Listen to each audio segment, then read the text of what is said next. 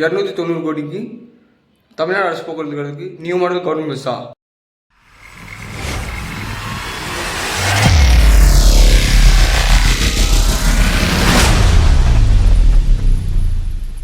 Hi friends, எல்லாம் எப்படி நல்லா இருப்பீங்க கேட்குறேன். நான் உங்கள் மதுரை பஸ் சொல்லிட்டு பரத் மதுரையிலேருந்து.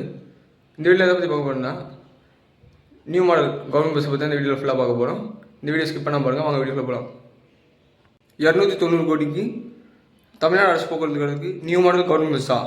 ஆனால் ஃப்ரெண்ட், நம்ம சிஎம் விஜய் அவர்கள் பார்த்தீங்கன்னா இன்றைக்கி, அதாவது 25/8/2026 பார்த்தீங்கன்னா தலைமைச் செயலகத்தில் நியூ மாடல் கவர்மெண்ட் பஸ்ஸஸை லான்ச் பண்ணி வச்சுருக்காங்க.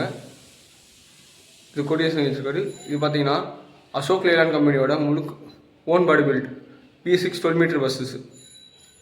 இதில் சிஎம் விஜய் அவர்கள் சொன்ன மாதிரி ஜிபிஎஸ் போன்ற ட்ராக்கிங்ஸ், பேனிக் பட்டன்ஸ் இருக்குது. இதில் போன வீட்டில் பார்த்தீங்கன்னா மொத்தம் பார்த்தீங்கன்னா இதோட மொத்த கொள்முதல் ரேட் பார்த்தீங்கன்னா 290 கோடி 8 லட்சம். மொத்தம் 250 பஸ்ஸஸ் லான்ச் பண்ணியிருக்காங்க. போன வீடியோவில் சொன்ன மாதிரி பார்த்தீங்கன்னா, போன வீடியோ வந்து 130 ஏசி பஸ்ஸஸ் சொல்லியிருப்போம்.